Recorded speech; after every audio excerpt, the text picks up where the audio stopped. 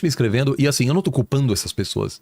Dizendo, a gente tá pensando em viajar pra Polônia, ou pra Alemanha. Hungria, pra Alemanha. Será que é seguro? Gente, Tá tranquilo. é tranquilíssimo, assim, realmente. Ou qualquer outro, China. Mas mesmo na Polônia, com o Sim. que aconteceu, Sim. já se sabe se são drones russos mesmo ou não? São drones russos. Uma parte deles são que se chama drones Iska. Isso é muito interessante. A estratégia russa, inclusive na Ucrânia, tem sido de mandar 500 drones, porque geralmente o que os ucranianos têm que fazer, eles têm que bater o drone com um míssil. O míssil custa muito mais do que o drone. Então, seu incentivo é encher o céu de drones. Que não levam perigo. Muitas vezes não são armados, porque às vezes, na hora, você não consegue ver se isso é um míssil armado ou não. E com isso, você vai acabar com o estoque de mísseis do seu adversário. Então, vários desses drones foram assim.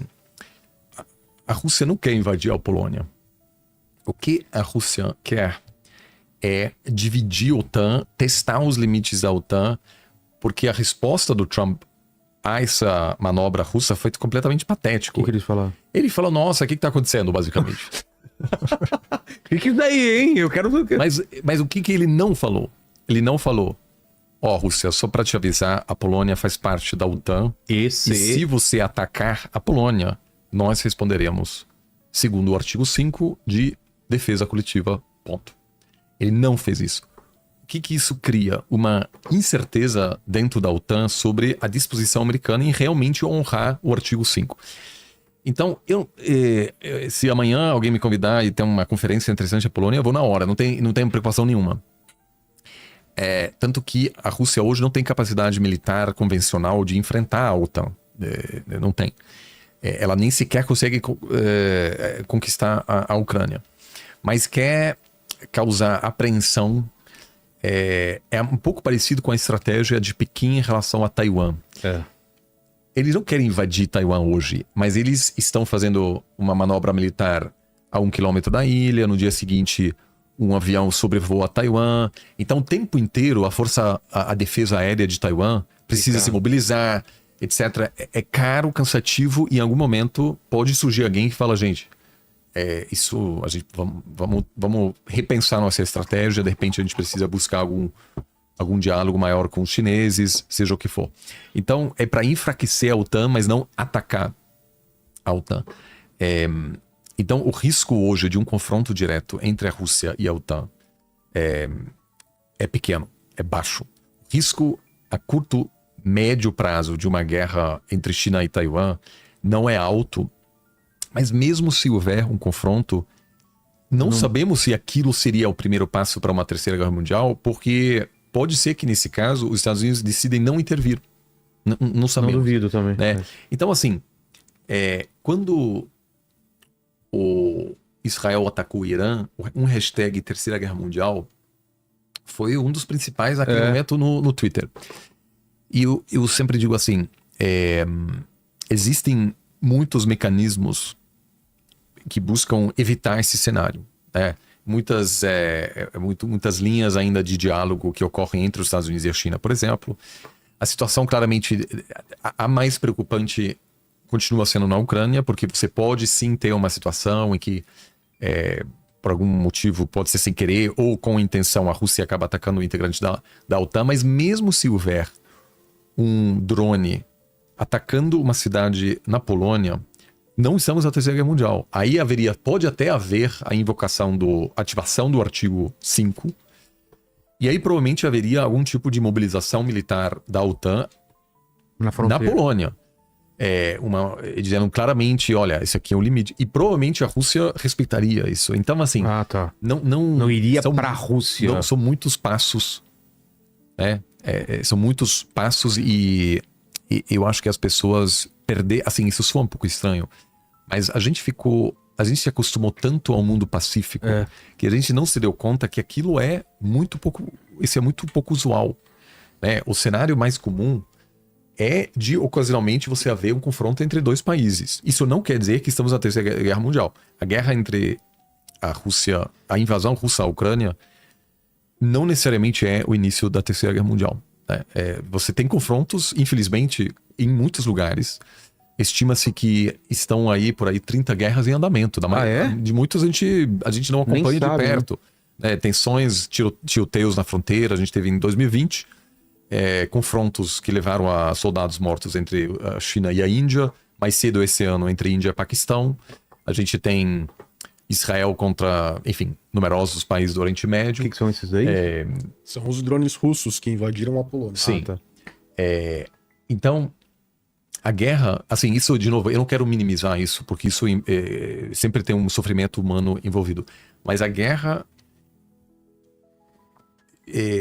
é uma parte natural tem uma cicatriz das relações muito grande internacionais. Que muita gente sabe o que vai acontecer se escalonar isso. Sim. Mas digo, a incidência de guerras sempre é uma parte integral da humanidade. Da humanidade e das relações internacionais. Tanto que a pergunta principal que levou à criação da disciplina das relações internacionais foi entender melhor o que causa conflitos armados entre nações e quais seriam possíveis caminhos para evitar isso. Foi isso 100 anos atrás que levou à criação de cursos de relações internacionais, depois da Primeira Guerra Mundial. E aí começaram várias teorias que buscaram abordar isso. É claro que havia pensadores sobre política internacional antes disso, mas como campo organizado foi isso. Então, a mera existência de conflitos permanentes é completamente implausível a gente querer chegar num cenário global sem guerra. Então, só que eu acho que a gente acabou se acostumando a um mundo em que conflitos não afetam nossas vidas. Né? Os europeus, sobretudo, que viveram séculos e séculos de guerras e de repente tiveram uma paz que impactou a forma como essas sociedades se organizam. Eles deixaram de investir nas forças armadas. A Alemanha se comportou como se não houvesse mais risco de guerra. Risco de guerra sempre tem. Então, eu acho que é como se a humanidade, eu não quero dizer a humanidade, sobretudo no Ocidente, porque a África tem numerosas guerras que acontecem há séculos também. Mas eu acho que teve esse momento de unipolaridade mais pacífica, com ausência de risco de guerra, e agora acabou esse período e a gente voltou ao normal em um espectro em que, sim, ocasionalmente há conflitos. Alguns desses demoram muitos anos. Eu acho que a guerra na Ucrânia pode demorar mais 5, 10 anos. A guerra no Oriente Médio, infelizmente, eu não queria que fosse assim. Mas o cenário mais provável é que este conflito estará em andamento daqui a 10 anos. Pode ser um pouco diferente entre outros países, etc. Mas o cenário mais provável, infelizmente, é esse. Porque a gente viveu as últimas décadas vendo várias iterações desses conflitos, né? Aquela reunião no Alasca, então, não resolveu nada entre Putin e o... Pelo contrário, os ataques da Rússia contra a Ucrânia são muito mais destrutivas, muito mais intensas e frequentes. Sim.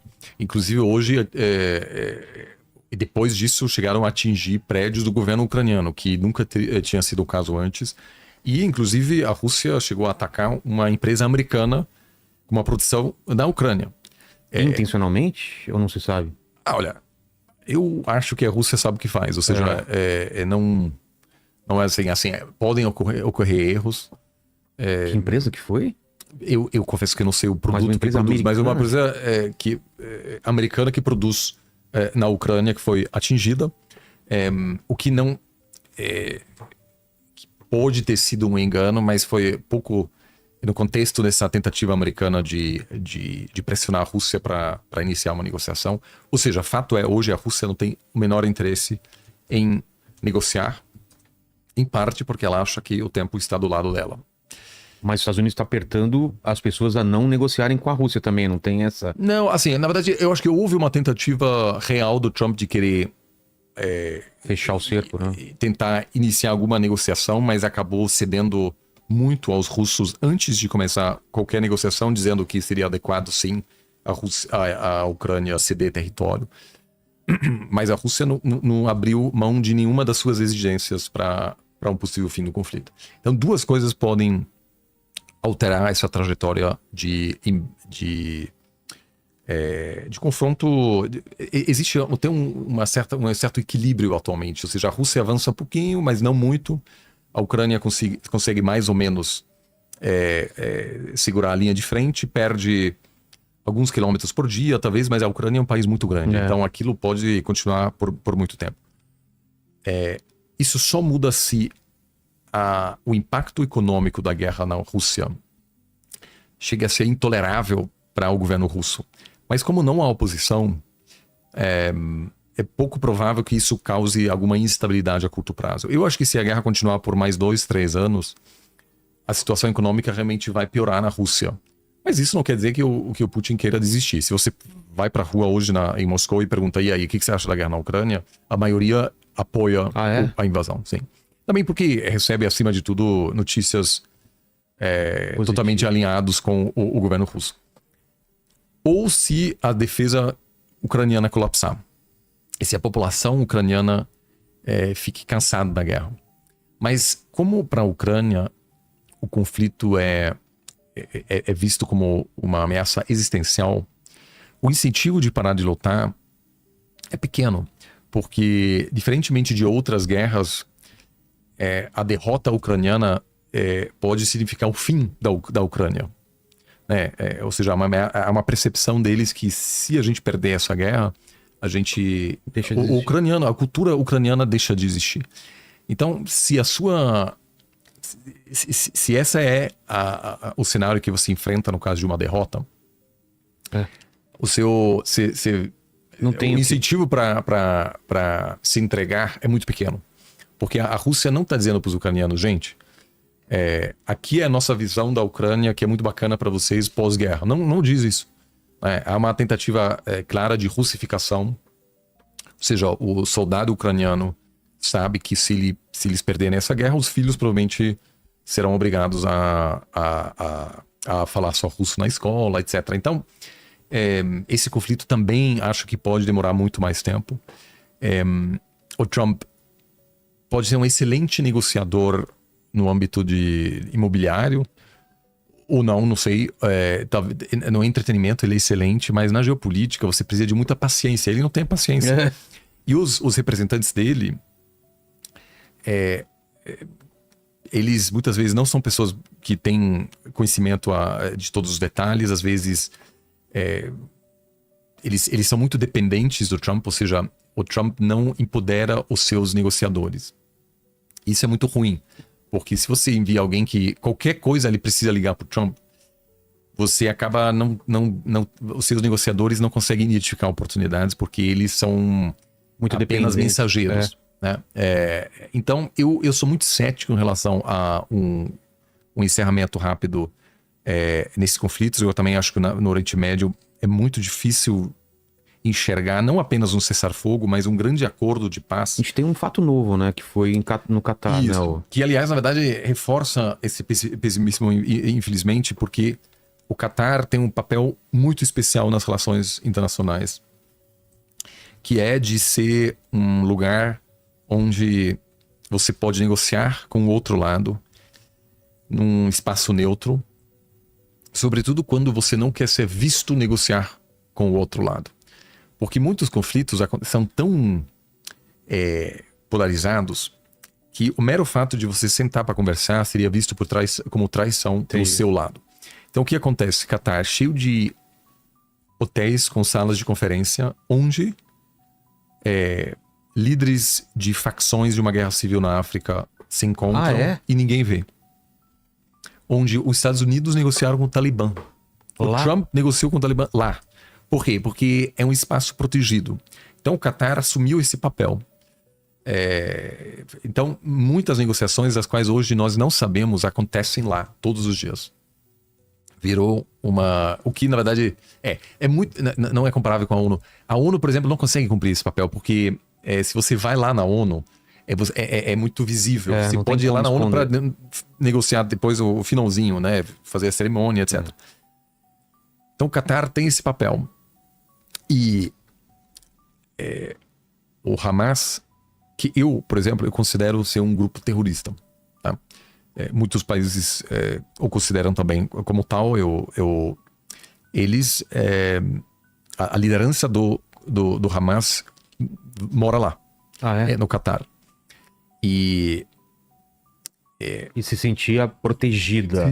Mas tanto os Estados Unidos quanto Israel implicitamente aceitaram isso justamente para poder viabilizar um diálogo com esse grupo para tentar, por exemplo, resgatar os reféns. Cessar fogo em Gaza. Isso levou ao fato de que tanto as Forças Armadas israelenses quanto o Serviço Secreto israelense, o Mossad, eram contra esse ataque. Mas o Netanyahu acabou atingindo, tentou matar a liderança do Hamas. Não conseguiu.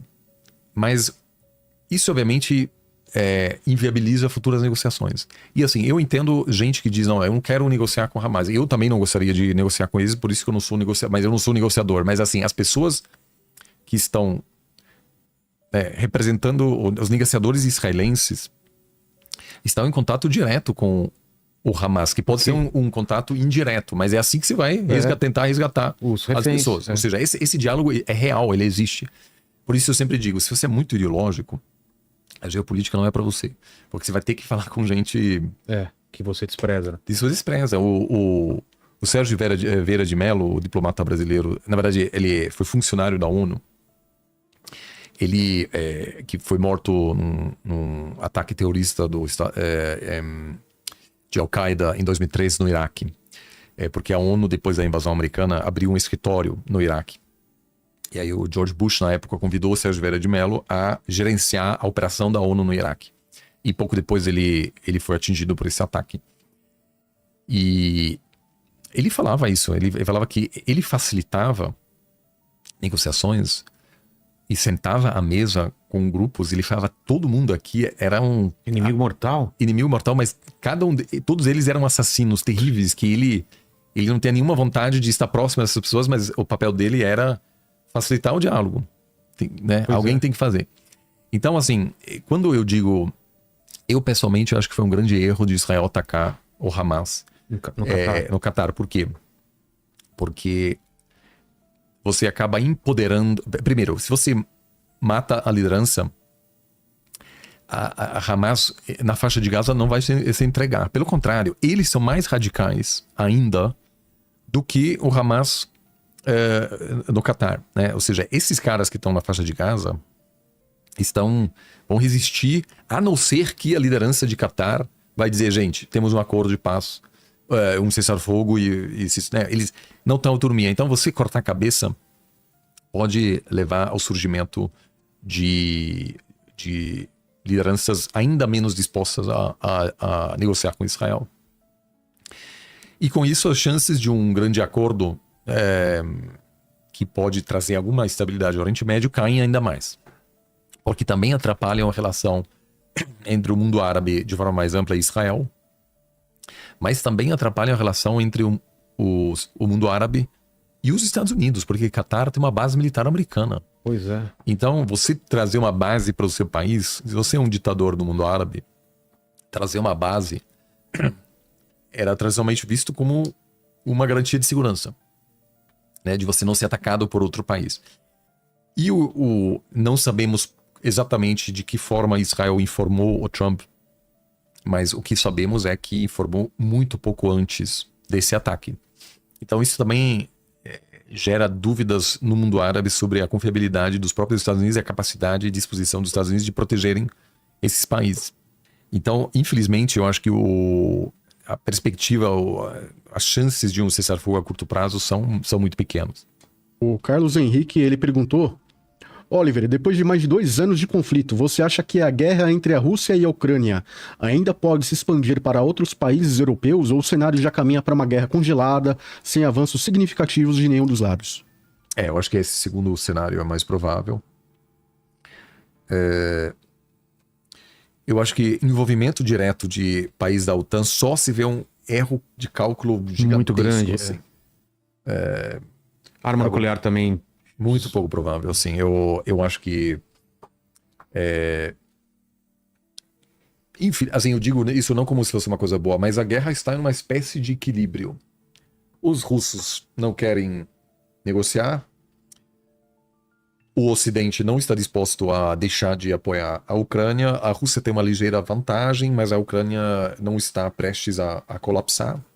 Então, E a Europa está muito a fim de colocar dinheiro, colocar armamento lá? Sim, porque há assim continua havendo um amplo apoio público, né, para continuar apoiando a Ucrânia, e também porque a vitória na guerra a vitória russa poderia causar uma crise de refúgio de pessoas fugindo da Ucrânia, e ser visto como uma vitória poderia empoderar a Rússia e possivelmente aumentar o risco de novas invasões contra a Moldávia, por exemplo, não necessariamente contra países da OTAN. Então, eu infelizmente acho que o cenário mais provável é que daqui a um ano a gente continua mais falando desse conflito. Sim. Mas a gente volta para um cenário de Guerra Fria antes da queda do muro, que era... Você tem duas potências e fica aquele medo mútuo, respeito mútuo. A gente tá de volta a isso? Não, ou é uma pré? Acho que tem duas grandes diferenças. O primeiro é que na Guerra Fria não havia comércio entre os dois. Verdade.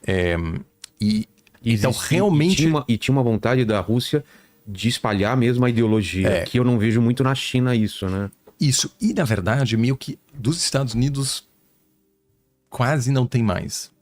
Porque o que o Trump está fazendo? Em casos muito pontuais, ele apoia algumas pessoas alinhadas ao pensamento MAGA, trumpistas, o Bukele, o Bolsonaro, o Milei, o Orbán na Hungria.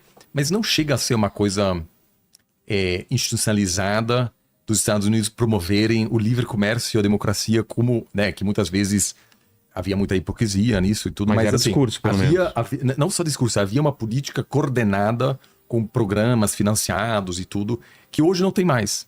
Né? Então o Trump pode falar, eu vou fazer isso, aplicar sanções aqui ou ali, mas os Estados Unidos praticamente hoje não promove mais um determinado pensamento político. O Trump disse na Arábia Saudita explicitamente, a gente não está mais dizendo como as pessoas devem se comportar, como eles devem viver, basicamente dizendo eu agora não vou mais comentar assuntos internos em outros países. Tem vários casos onde ele sim faz isso, né? Mas hoje não há uma política institucionalizada, não tem no Departamento de Estado um programa de 500 milhões para apoiar trumpistas mundo afora. Né? Então não chega a ter uma política assim estruturada, e a China praticamente também não tem. Então a gente está de volta no mundo em que, sim, a parte ideológica não é mais tão relevante assim.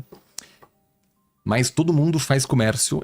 Há uma interligação comercial muito grande que na Guerra Fria não tinha. Então o risco de um confronto na Guerra Fria era maior porque você não tinha em Washington uma multinacional falando para o presidente americano, olha, não vão atacar os russos porque eu estou vendendo muitas coisas aqui para os consumidores russos, e não havia ninguém em Moscou dizendo... Cara, vamos baixar as tensões porque as nossas empresas dependem do consumidor americano. Então isso foi a primeira grande diferença. A segunda é que hoje não tem mais só a China e os Estados Unidos. Hoje tem a Índia, tem a União Europeia, tem a Rússia.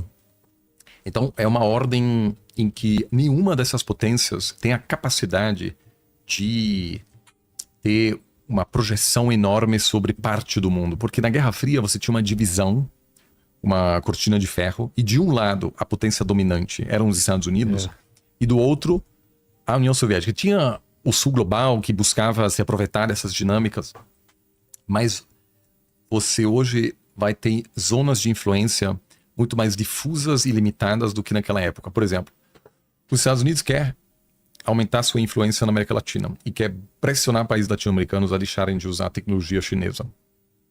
Não vai funcionar. Por quê? Porque o Brasil depende economicamente da China.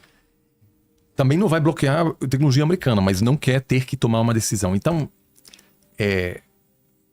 até a própria Europa não quer abrir mão da tecnologia chinesa, não quer deixar de vender para os chineses. Então, a gente não está mais num mundo em que uma grande potência controla uma determinada região. Então, assim, eu acho que a principal dinâmica é a ausência de estrutura, que pode ser muito desconcertante, mas não quer dizer que estamos chegando perto de uma terceira guerra mundial, porque todos esses países dependem profundamente dos laços comerciais, meio que com todo mundo. Você não consegue hoje ser um país próspero e bem sucedido economicamente se você parar de fazer comércio com metade do mundo. Não dá.